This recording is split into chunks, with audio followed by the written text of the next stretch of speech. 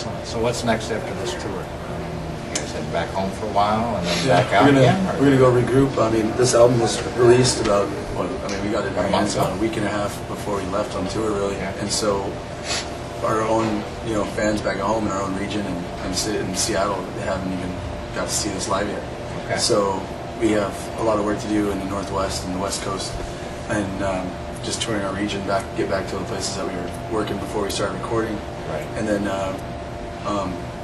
everybody was so accepting of our music on this tour that in the springtime, I think we're going to be, once we get our financials back in order, after this tour and do our region, that we're going to definitely look to hop on another tour for the springtime as soon as possible, whether it's spring or start of summer or whatnot. But right now, it's just, with the economy the way it's at, a lot of our jobs are, some of us are come back and we don't have jobs, so you might as well be out here. We're making money out here, so right. And having a really great response. So I think we just got to keep on it, whether it's at home on our MySpace, keeping in touch with everybody, and just finding the people that are looking for this kind of music. Because there's so many different genres of music, and right now we had an interview a little while back, and I got a question like, how does it feel to be a hard rock band in an emo, kind of like an emo world? And I don't really look at it that way. I think there's so many different styles of music, but just like any, if you put it that way, there was hair metal and there was grunge, and there was right. always that time. So we just have to stick to our guns and just be prepared when it's our time. And right. And for the time being, we're just gonna be out there banging on doors and just getting our music in the hands of everybody that has just been waiting for this kind of music. Another thing that me and our drummer Kelly Murphy were talking about last night, we had such a great show last night. It was just one of the best ones so far. Where was that at? Toledo, Ohio. Toledo rocks. Yeah, yeah, we loved them. But we were talking about it. We were still hyped up after the show. It's like 2 a.m. and we were talking about we had realized how little shows we had left. And we were also talking about the toll that this is taking on our bodies and just how how tired we're getting and things like that. But we also, when Kelly brought up how many shows we had left, we actually got kind of sad. We were like, oh man, it's almost over. I go, God, I wish we could do another 3 weeks. And he goes, oh God.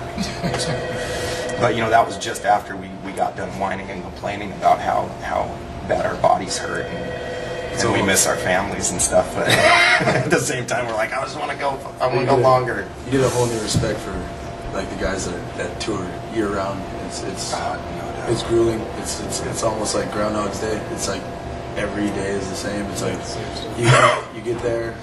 Like if you drive through the night, you get there. You might get a couple hours of sleep. You load in. Everybody's like packing their gear on stage, sound checking, setting up merch.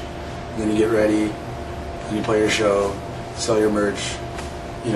Meet everybody, hop back in the car, drive to the next town, and it's just over and over and over again, and your body gets beat up, and you don't have, rarely is there enough time to get a full night's sleep.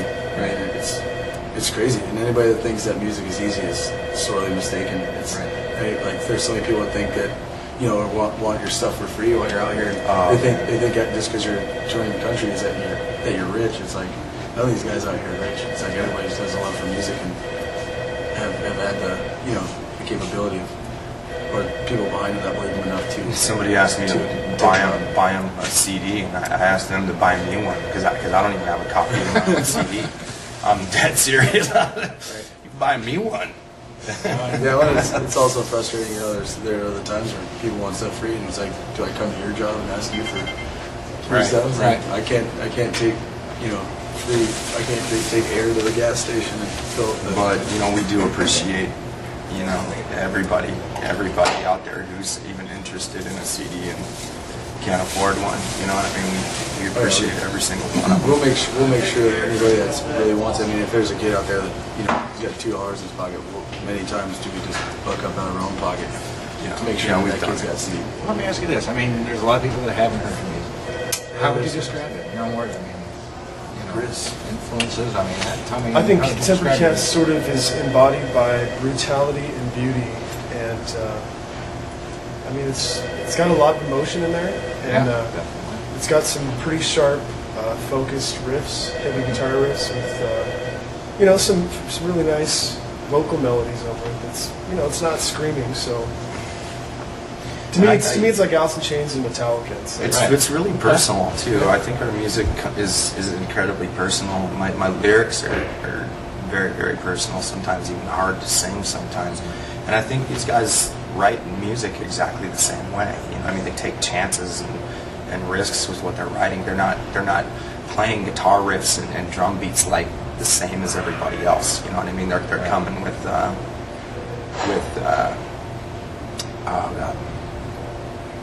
just imagination, like insane imagination, and standing behind their music, just like I stand behind my lyrics. And I think that really sets us apart from a lot of bands. I also kind of, when you were talking, Nick, heard you saying you guys watch your own MySpace page. Oh yeah, we do. You answer it.